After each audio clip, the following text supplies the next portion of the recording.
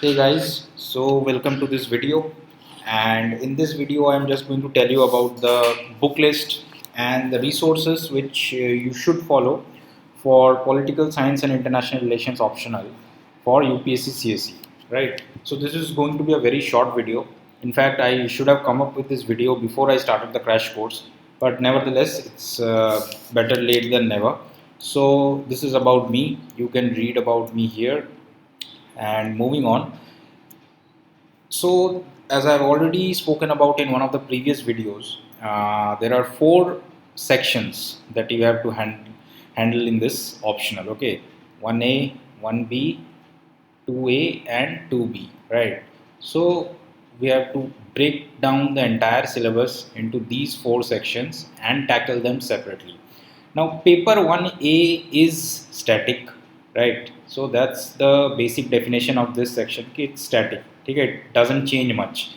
It consists of what are the ideas that have been given by philosophers and thinkers. What are the theories that have evolved over the ages, right? So this is basically a very static part. But the tricky thing is that it involves a lot of understanding. Okay, you cannot just neglect this section just because it is static, because this section will build your foundation for the rest of the optional.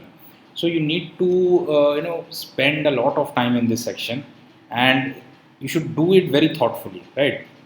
So I believe the ideal book to start preparation would be An Introduction to Political Theory by O.P. Gauba. This book, some people say that the language is a bit tough, but I believe you have to endure that much of tough language if you are to score well in PSIR. In PSIR, language plays a very important role because you cannot get away by writing GS kind of answers. Okay, if you write GS kind of answers in PSIR, you are not going to get marks.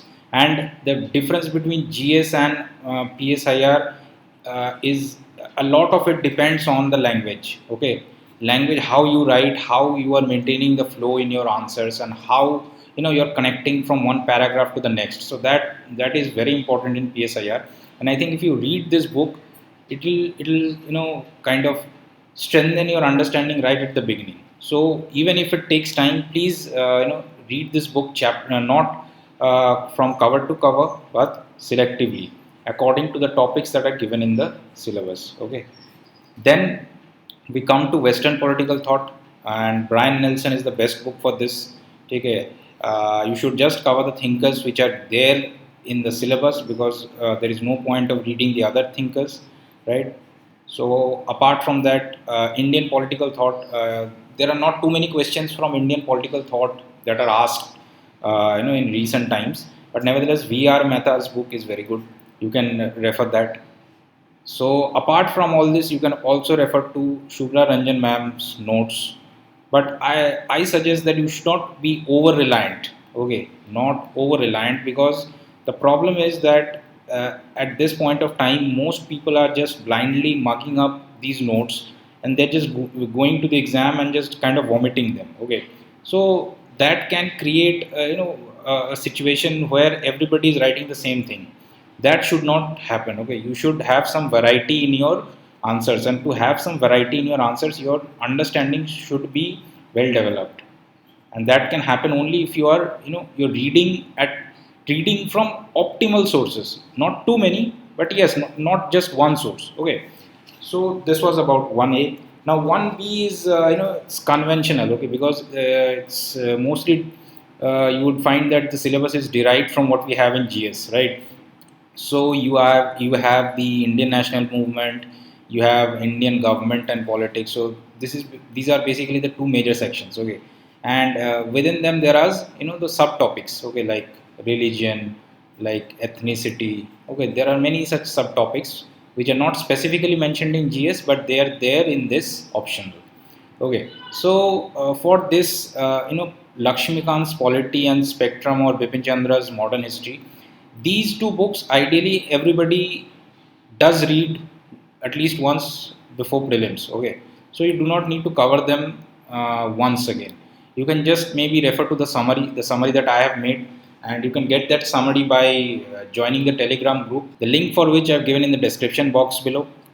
So you can just refer to the summary, and the important thing to do in this section is the analytical part. Okay, you need to have a bit of insights into the dry topics that are mentioned in GS. For example, if national movement, if Indian national movement is given chronologically, like from point A to point B, and this thing, okay, that this happened. Let's say this is non-cooperation movement, this is civil disobedience movement, right? So the chronology, you've studied it for GS. But for the optional, what you have to know is the analytical aspect. Okay, so they will have a certain socialist perspective. Okay, there will be a Marxist perspective, there will be a Dalit perspective. So there are a lot of analytical dimensions that are involved in the whole topic. Okay, so the analytical discussion is exactly what we have to deal with in this section, and I think this can be done well from this book. Okay, Oxford Companion. These are the two authors. They're very renowned authors. Okay, and it's actually a compilation. There are many authors whose writings have been clubbed together in this one book. Okay, so this book is very good. But again, this book, you cannot start your optional by using this book. You have to start after you have gone through these two. Cannot start with this, right? Apart from that, you have to do selective value addition. This selective term is very important, because you should not be writing or adding everything to your notes, right? So whenever you find some good editorial, a good news article on any topic that is related to this section, something like, say, ethnicity in Indian politics, if there is an article and you find some very noteworthy points, then just note them down. Okay, so it's about selective value addition, because this selective value addition will actually make your answers different. Okay, and this will count very strongly in the final mark sheet. Okay, answers must seem different. If everybody is writing the same answer in the same tone, the examiner is going to be bored, and your marks will reflect the same, right? So then we go to paper 2A. Now paper 2 is all about the mind. Okay, actually paper 1 is also about the mind, but herein the application of mind is more prominent. Okay. Why? Because the questions are such that there are no answers which can be framed before coming to the exam hall. Okay, for paper 1, what you can do is you can frame model answers. Okay, right, for paper 1.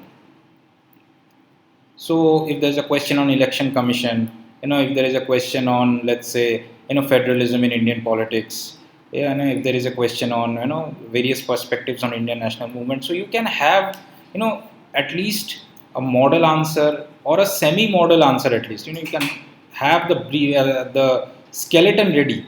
But here in this paper 2, it's so dynamic that the questions are of such a nature that you cannot have ready-made answers from home.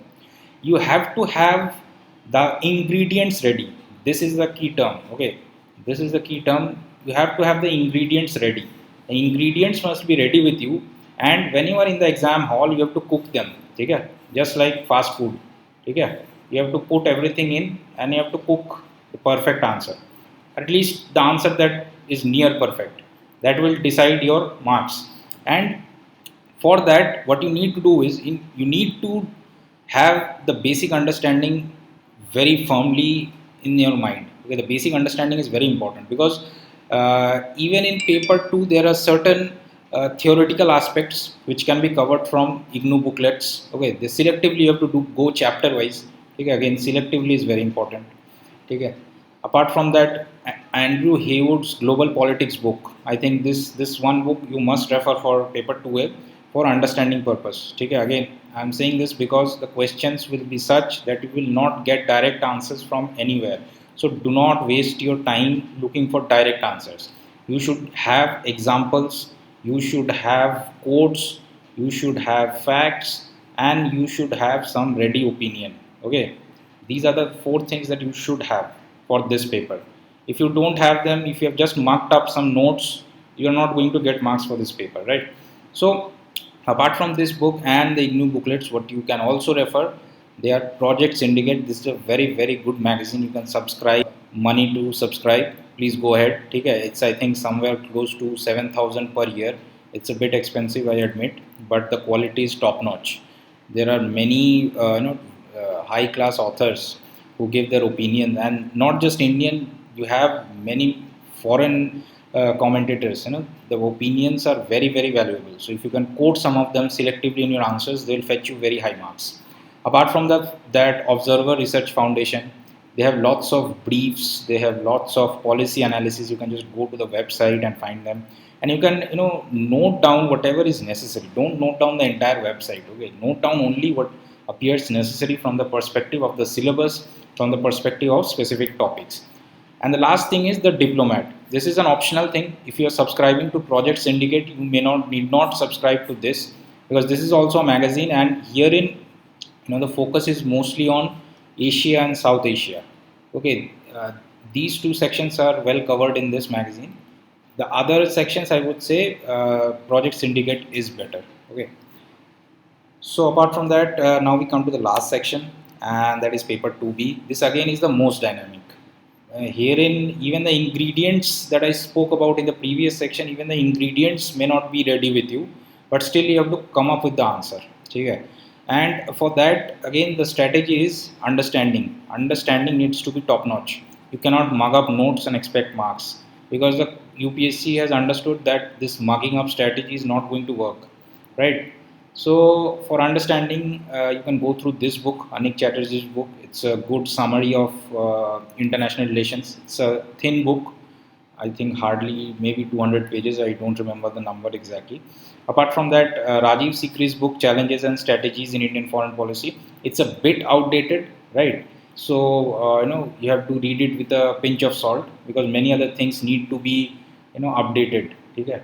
Because the analysis changes with time. Okay, it has to be updated, right? So this is the important part. Apart from that, the three that I have already talked about, Project Syndicate, Diplomat and ORF. Again, selective value addition, that is very important. Selective value addition. Okay, and the last one is IDSA, Institute for Defense Studies and Analysis. Okay, for Defense Studies and Analysis. Okay, now I think it's Manohar Parrikar Institute. Okay, so here also you will find many articles, many policy analysis, briefs, commentaries, a whole lot of things. It's a it's kind of a cornucopia, I can say. Just look up the definition. Okay, so this one is a good website. You can look up whatever you want to. And apart from that, I would suggest that you also do some extra reading if possible. If time permits, you should go for some extra reading.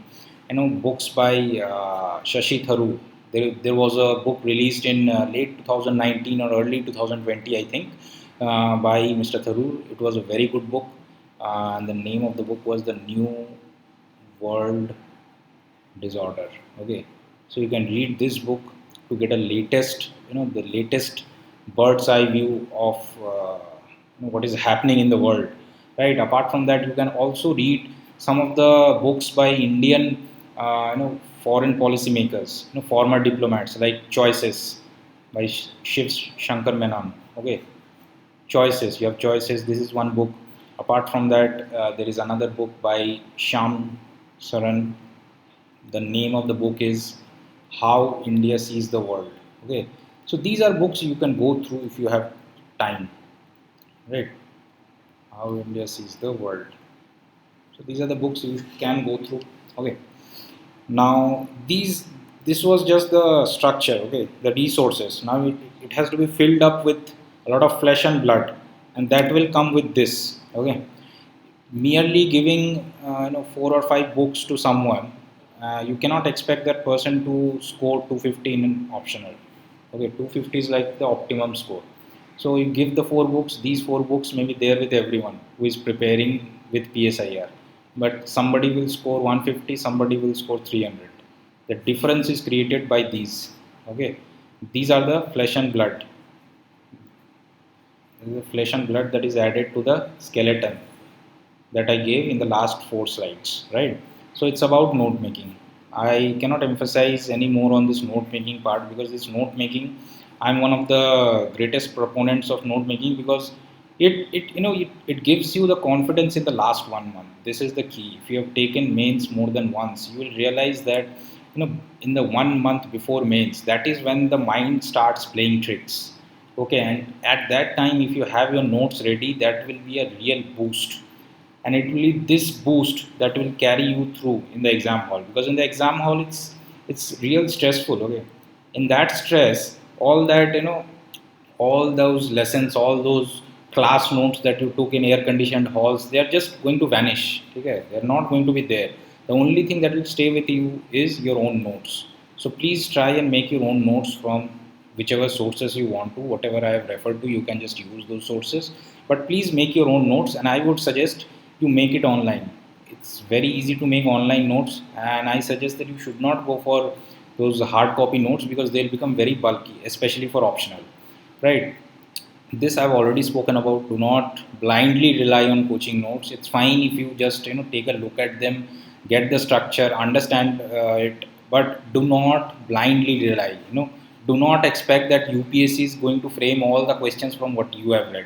UPSC does not have any responsibility towards you or the coaching. UPSC will frame questions depending on what the subject demands.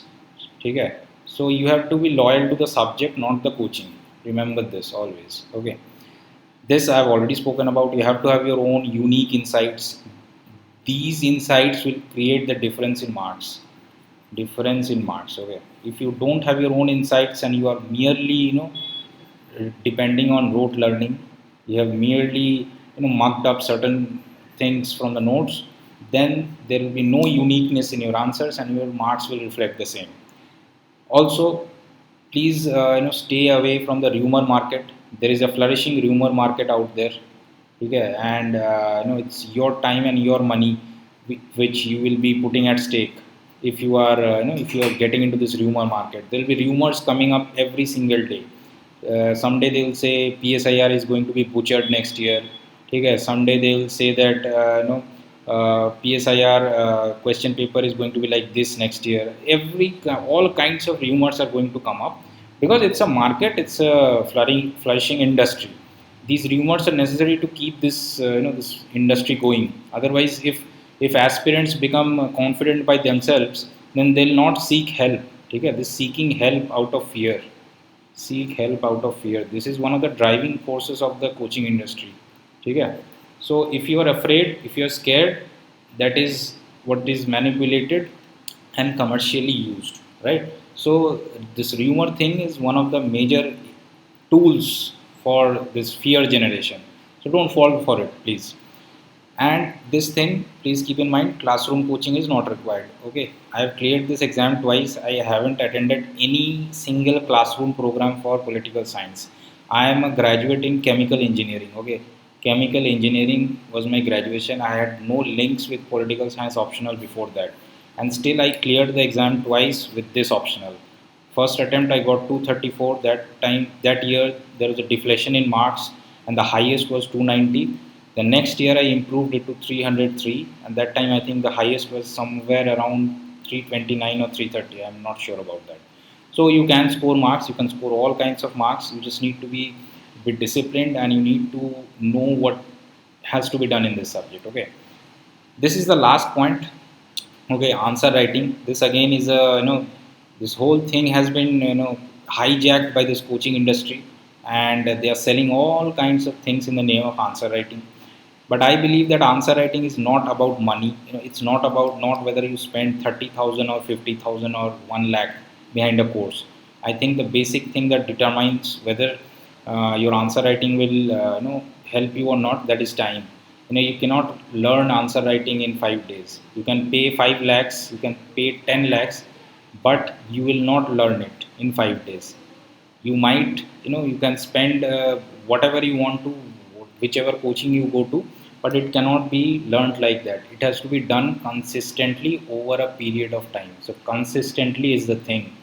Okay, even if you write 500 words daily for a period of 2 months, okay, that will be more useful than spending 1 lakh rupees for a 5-day crash course and all those things. Okay, so consistency is the main thing. So regarding answer writing for PSIR, I'll make a separate video. But for now, just be careful before wasting your money on these fancy answer writing courses, because they are nothing but they are just this exploiting this fear factor, nothing else. Okay? So this is all for the video. I think I'll come up with other videos as soon as I can.